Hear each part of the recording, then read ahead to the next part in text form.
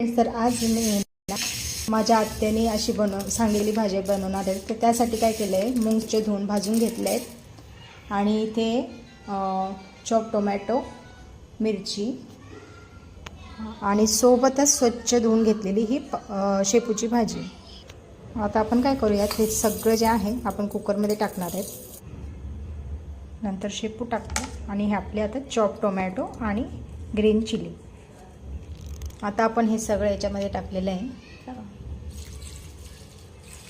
टाकू आणि आपण ॲड करायचं पाणी.